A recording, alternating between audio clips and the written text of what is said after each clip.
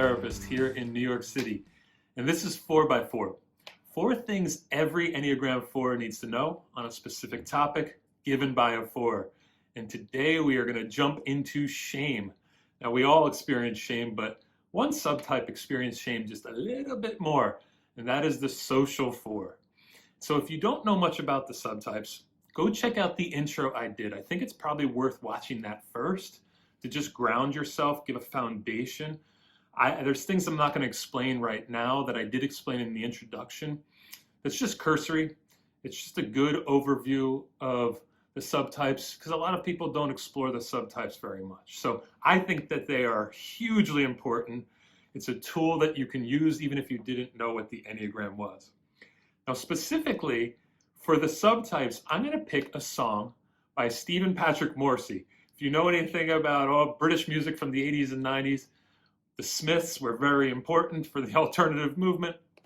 And I love the Smiths and Morrissey because, they got me through so much of the pain of my teenage years and my college years and love unrequited and wanting somebody and not getting somebody and all of that stuff. And I think Morrissey is one of the forest of the 4s.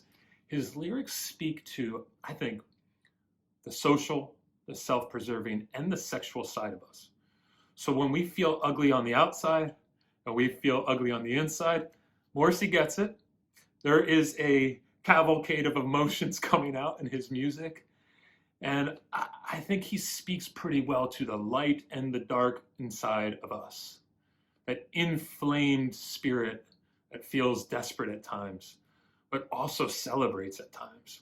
So there is a waterfall of, I think, swollen, emotional stuff coming off of that peak into this valley where the water just crashes down. And Morrissey has so many words for it. So just like Seinfeld, who can speak about the mundane of life, I think Morrissey can speak to that heart inside of us. The heavy heart, the joyful heart of the 4. So you might be coming here in a good place. You've got a lot of your shit taken care of and you just want to gain more tools, learn a little bit more. Or you might be coming because you're in a desperate spot. You hit the wall and now you're exploring, why do I do what I do? What makes me who I am? And I think the subtypes are awesome for that. Regardless of the Enneagram, the subtypes tell us how we instinctually go through life. And the social type uses the group as their way of feeling supported, but it's also the way in which they feel unsupported. So it works for them and against them. There might be a move towards popularity and status and social acceptance and who am I in this group? But also, in a pretty cool way, the social type says, this is about us. This is about community and contacts and cooperation and fitting in and doing your role in a group, knowing your role in a group. But when they feel insecure, when the social instinct hits the envy, in our case, the passion of the sin, they can feel like a failure, more lonely, isolated, inferior. They aren't being accepted by the group. They aren't being taken care of by the group. It can be devastating. So you might be a person who struggles that way, which is okay. There's no judgment here. We're just trying to understand what triggers us. And often, if you look back in your life, you'll realize that early on in your life, you employed this tactic because there was things in your life early on that this strategy lent itself to. Using the group to support yourself, using the herd. But we can also over-identify with the group. Ask them too much to appreciate you for your suffering so that you feel not so broken. That they won't hurt you. See me as fragile, and then maybe you'll play nice with me. So the social type deals with shame on a higher frequency than the other two, the sexual and the self-preserving. They are the quintessential four. It's a lot of what people think of when they think of fours is maybe a bit melodramatic, a bit needy, a bit showy, that they are trying to find their role in the group. What's the hierarchy here? Who has the power? Who is weak? How do I fit into that? They can get really entangled with their emotions. I think all fours do. We grapple with these emotions, try to understand them. But the sexual type will feel their anger, feel a lot of the emotions out loud, and be comfortable with it. The self-preserving types with their emotions, they might hide them and hoard them. But for you social types, they're out there for everyone to see. But you often don't really want to show the negative emotions or what people consider the negative emotions, like anger or lust or maybe that you're competitive. So the social type will not be overly competitive in a way that people see, but they might quietly be competitive. It's understandable. You don't want to be considered bad by the group, so you're not going to show that competitive spirit, but it's often there. So what are you asking for from the group? Understand me so I don't feel so deficient. That's the bargain.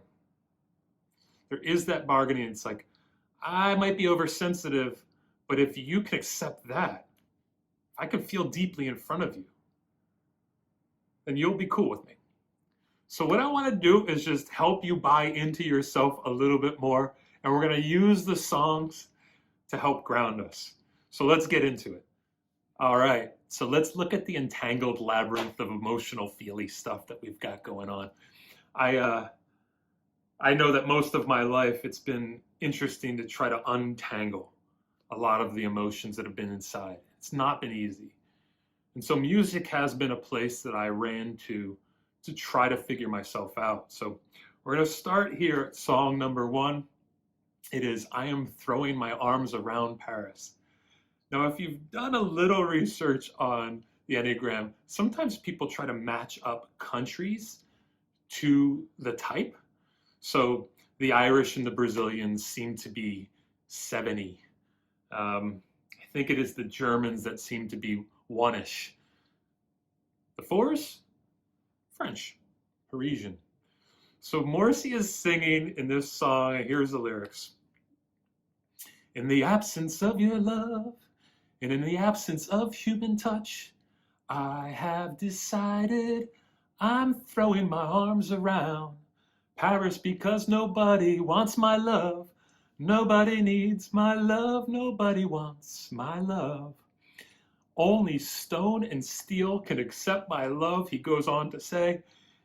It is the melodramatic experience of being denied, of being a failure, of inferior, isolated. Nobody wants my love. Nobody needs my love. So I'm going to throw my arms around Paris. I'm just going to sink into all of this heavy shit, go there, and hug the buildings, the stone and the steel. This is that classic addicted to suffering song, and the social force can seem a little bit more addicted to their suffering. I'm not saying that as a knock. It's just there's a compelling seduction. They'll pull you into their pain, but they might like it too much. They might like that pain too much. That if I show you my suffering, if I suffer out loud, if I have an audience, if there's floodlights, there's lots of words for it, and you still accept me, then I can actually not feel so unknown and disoriented by my emotions. But of course, the social 4 can dwell too much there. It can stay in that spot. And there's almost a theatrical quality to it. One of my favorite Seinfeld episodes is the Seinfeld where Jerry is dating Bette Midler's understudy. I think the show was Rochelle on Broadway. And they are in the park, Central Park, and it's one softball team, like a one Broadway softball team playing another Broadway. It's the two plays playing against each other for recreation, for fun. And she's about to eat a hot dog, this understudy, and she drops it on the ground and starts weeping. Oh, my Frankfurter. I really wanted that Frankfurter. And Jerry does the like, there, it's going to be okay. He knows it's over the top and melodramatic and that this is the stage of suffering, but he still has to placate it because, he wants to be in good stead with her. But in his head, it's that thought that this is being broadcast. This suffering is being broadcast. This is oversensitivity. And in a sense, there's a self-sabotage there where we can actually push people away because we're being too victim-y. So the social four has to watch out for that. They have to mature, grow up a bit, and graduate into a maturity and have a willingness to endure their pain.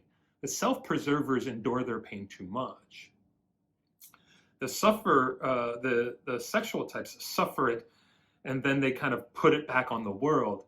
The social type will indulge it too much. And so when they can look a little self-preserving, this is that like tapping into that one part where you can be emotionally balanced, it's the best solution. So we have to work towards that. And if you're not there yet, cool. If you still feel misunderstood and you still feel like you fall short, I get it. But this is what we're working towards.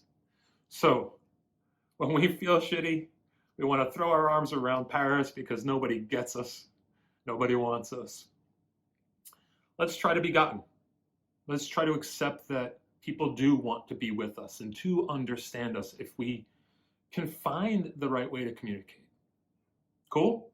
Now you've got to know when I'm doing this, with all the subtypes, we are kind of focusing on the crap, focusing on the stuff that doesn't work for us very well, because we're trying to see our shadow side. And that's what the Enneagram helps us do. It helps us see our shadow, the things we don't know about ourselves, or the things we know about ourselves that we don't want other people to know. And so we have to jump into the muck and mire a bit and stay there to learn ourselves.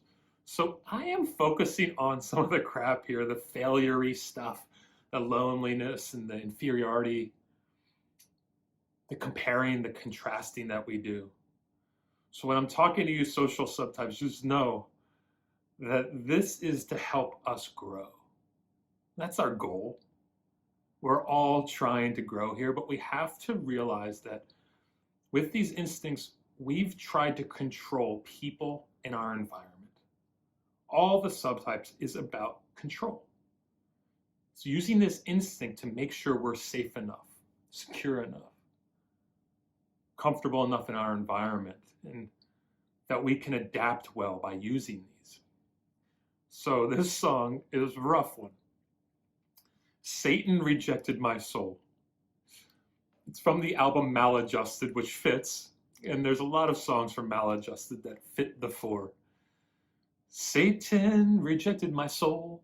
As low as he goes, he doesn't quite go that low. He's seen my face around. And he says, he knows that heaven doesn't have a place for me. Then there's this call at the end. Come on, call me in, pull me in, call me in, pull me in. That's what we want to do as social force, is pull people in, because we want that unity with the group. We love the group. We are actually often the glue of the group, but we can also disorient the group. And so in that song, there is this hyper-magnification of what's wrong with me. This is the classic Inferiority Complex song, that I am despised, that there's no place for me here, that I am meant to be misunderstood. I'm desperately trying 1,000 ways to show you who I am, to tell you who I am. I want to be known. Sometimes we're not healthy enough to really express that well. So then we start thinking people are denying us when they aren't. They just are a bit either annoyed by us or we self-sabotage there. We don't allow them to come in because our hurt is too big. And so that's the reckoning we have to do, is look at how we compare and contrast and what we're trying to get out of that as social force. Because that's what we'll do. We'll walk into an environment and we'll start noticing how others are better than us. And this will lead to a despair that we are worthy of rejection, even by fucking Satan. Satan doesn't even have a place for us. He thinks we're dislikable, we're annoying, we don't have what it takes. So this is what we have to reckon with. This is song number 2. You're welcome. Satan rejected my soul. I am sorry to have done that to you. Always know that you social fours, you self-preserving fours, and you sexual fours, you all got your greatness. We're just kind of focusing on some of the negative stuff right now. So this song is a piggyback song. And this song, I think, gets at the sabotage that happens. So maybe as a social four, you've realized that you are actually often rejected or people pull away. And that might be because you are self-sabotaging. You're doing things that provoke people to feel like you are a bit too much. And that's your worry. Your worry is that I'm too much. And then it's this self-fulfilling prophecy. So the song is also from Maladjusted, and it's called Trouble Loves Me. Trouble loves me. Trouble needs me too. So console me. Otherwise, hold me. And then again, trouble loves me, walks beside me. It's more than you'll do, right? Trouble loves me, walks beside me. It's more than you'll do. This is the accusation of the others, which is, you guys can't help me. You can't support me. So there's almost a blame there, which is a little bit more of a sexual four type of thing. But that alienation that we feel, the negative self-assessment that comes from the alienation, can foster, I think, an unrealistic expectation of what you should get from the group. People often ask me when they're dating, they want to find out the best ways to date. And I think today, one of the best ways to date is to go online and do some online dating. Now, I have heard every excuse of why not to do that. I'm surprised by how many people think they will get murdered, but it's possible. Maybe you will get murdered. But here's what I love about online dating. Let's just say you went out on 50 dates. This might be difficult depending on where you live. If you live in the suburbs or farm country, you might not be able to find 50 dates. In New York City, I could find 50 dates pretty quick because, there's just so many people. But what I appreciate about online dating is there is so much room for rejection. To be rejected and to reject. So this is the funny thing about fours, is that we are all kind of hard to impress and elitists. And the social fours, the social elitists, they want people to appreciate them, but you might already have chosen against somebody, deselected them. So say we go to this date and you walk in, and often you know right away whether you're interested or not. However, you still want to be liked. And so when somebody rejects you, even though you didn't want them, it hurts. Which is, okay, I think it's pretty normal. What I think is the beauty of dating regularly is that we can get used to the idea that there's people who just don't dig us. And we don't have to continue to try to get their approval.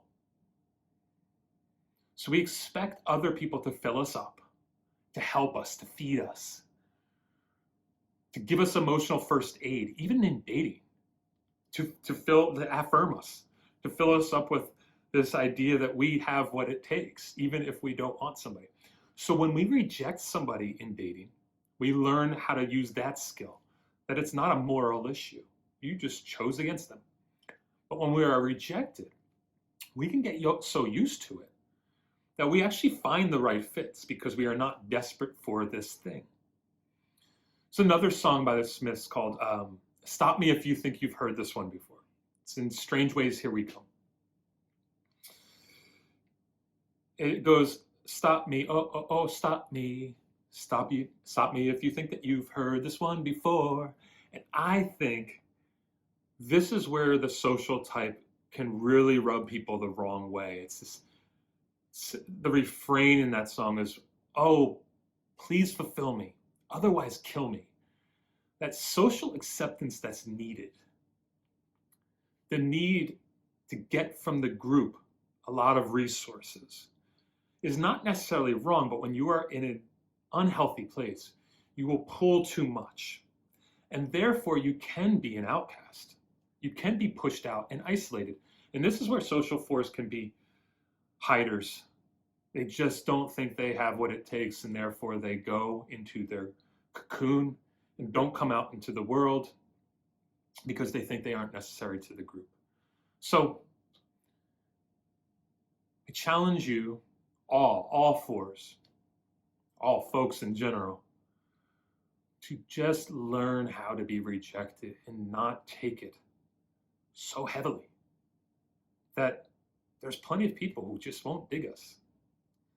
And if we can get resilient in that case, we can actually loosen up in the group, feel more comfortable there, and be otherwise really appreciated and known in the pace that needs to happen in a group scenario. We want to escalate and accelerate relationships. Sometimes for those other types, they need a little pace. So don't expect too much of them. And then therefore they will probably give you what you need, not what you want, what you need. All right, let's end on a high note. The social fours guard the integrity of the group. They make the group more authentic. Sometimes they call out something within the group that isn't quite right. That maybe the group isn't aligned well, doesn't have a good focus, isn't using their cooperation for a great cause. So they are known as the critical commentator. That there is honor in how they experience the group, what they provide to the group, and how they will keep the group moving towards a focused end. It's a beautiful thing about what the fours do. So I want to end on a beautiful thing that the fours do. Because all of us subtypes, we are all really, ultimately, unique and authentic. And we provide something to the world that others don't. So while, the social four might be the rejected elitist, where the sexual four feels a bit more like the elitist who deserves to be elite, and the self-preserving four is the elitist in quiet and in isolation and silence. A feeling of rejection, when that is taken care of enough for the social four to be healthy, they provide so much to humanity. So this next song, I am not going to share the lyrics at all. And you do not have to relate to this at all because I don't. I like tacos. I like meat. Morrissey doesn't. And so his one song is called Meat is Murder. And he is pretty adamant about meat being murder. Why did I pick this? I picked this because it speaks to his truth. That he feels this cause is worth fighting for. And so what you'll see with a lot of fours is there are social issues, social activism that they engage in. Because they see how the world could change. The group, the big macro level group, or the community, or their little social unit. And so they will be witty and artistic, fun, creative, charming, to pull people into this unified movement. That's where they are the critical commentator, and they will see the things that need to change. They will zone in and lock in on them. They will find a way to catalyze people, use that group for social justice, social awareness of a cause, and they can be the social director. You'll often see them in leadership roles, especially when they get into a place of health and awareness, that they can be so cultured and that smooth kind of elitist or they pick well, like us fours do. They pick things and will bring you into the story, and they'll lead the group in an awareness of these things that are worth time. So they both notice the somebodies and the nobodies, and they can often bring them together, or they can bring the somebodies to help the nobodies. But they will be sharing how to be empathetic, how to be compassionate, how to find the community or make the community or broaden the community. They are only really detrimental when they are hiding in the community or camouflaging themselves or feeling so insecure that they are not bringing that to the forefront. So that is the call to them, to bring authenticity to the group, to not be so fragile that you can't lead. So I love social fours. I am annoyed by them when they are annoying. It is my least used of the stack. But as I get healthier, as I get more integrated in my own life, I more and more incorporate that social component. The macro level, how do I change the world? How can I bring the group together? How can I give away to the group and not be so stingy with my relationships? I'm a sexual force, so the pairing is important, that me and you, where the social type is the us. The self-preserver can be the me. I have to work hard to actually incorporate the group and to give friendships away, give my things away that I love because they have been paired so well. So that's my confession. It's the thing that I need to integrate more and more, because that's what we have to do. The part of us that has been repressed, the subtype that has been repressed, which is on the bottom of the stack, we have to get that incorporated in a bit and weaving it integrated with the whole. So if you dug this, I hope that you subscribe. There's a little bell that you can hit that will tell you when I'm putting new stuff out, because I'm going to try to keep on doing that. I love digging deep into me. I'm a 4 who likes to use me as the guinea pig. So if I can learn things and pass it on to you, I will. Watch the other subtypes. I think that they're worth knowing because we are stacked. We are all 3. So you need to know how to integrate the other 2 that aren't as dominant.